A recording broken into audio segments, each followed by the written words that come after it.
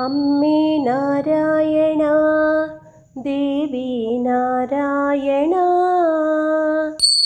लक्ष्मी नारायणा भद्रे नारायणा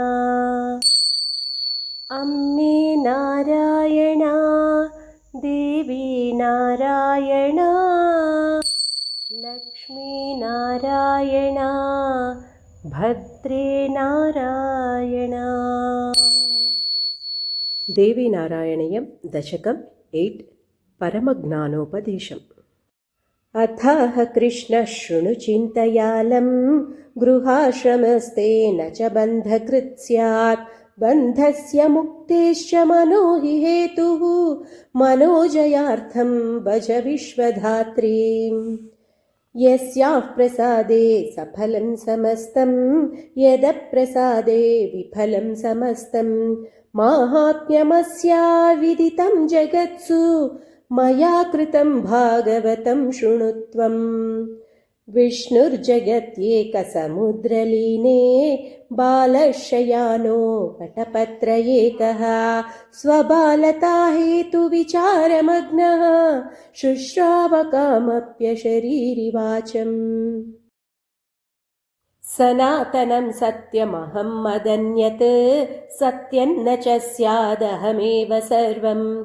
श्रुत्वेदमुन्मीलितदृष्टिरेषा स्मिताननान्त्वाञ्जननीं ददर्श। चतुर्भुजा शङ्खगदारिपद्मधरा कृपाद्यैः सह शक्तिजालैः। स्थिता जलोपर्यमलाम्बरा त्वं प्रहृष्टचित्तं हरिमेव मात्थ। किं विस्मयेनाच्युतमिस्मृताहं त्वया पराशक्तिमहाप्रभावात्। सा निर्गुणा वाङ्मनसोरगम्या मां सात्विकीं शक्तिमवेहि लक्ष्मीम्।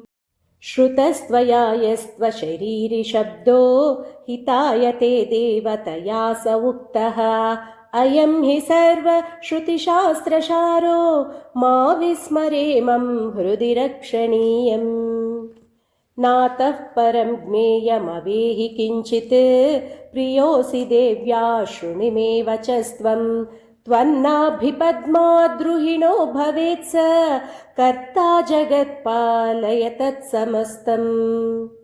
भ्रूमध्यतः पद्मभवस्य कोपात् रुद्रो भविष्यन् सकलं हरेच्च। देवीं सदा संस्मरतेस्तु भद्रम् एवं निगद्या श्रुतिरो ददाथ। हरेरिदं ज्ञानमजस्य लब्धम् अजात्सुरश्रेष्ठ ततो ममापि। मया त्विदं विस्तरतः सुतोक्तं यत्सूरयो भागवतं वदन्ति। देव्या महत्त्वं खलु वर्णयतेऽत्र यद्भक्तिमाप्तस्य गृहेण बन्धः। यद्भक्तिहीनस्त्वगृहेऽपि बद्धो राजापि मुक्तो जनको गृहस्थः।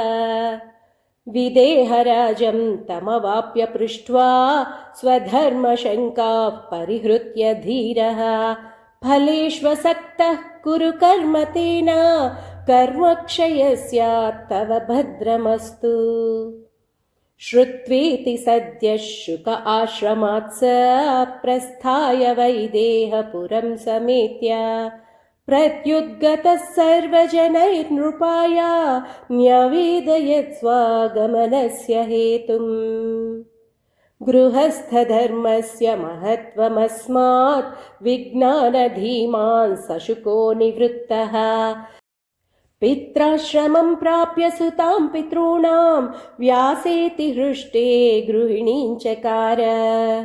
उत्पाद्य पुत्रांश्चतुरः सुताञ्च गृहस्थधर्मान् विधिनाचरन् सः। प्रदाय चैनां मुनयेणुहाय बभूव काले कृतसर्वकृत्यः। हित्वाश्रमं तातमपीश शैल शृङ्गे तपस्वी सहसोत्पतत्खे। बभौ सभास्वानिव तद्वियोग खिन्नं शिवो व्यासमसान्त्वयच्च।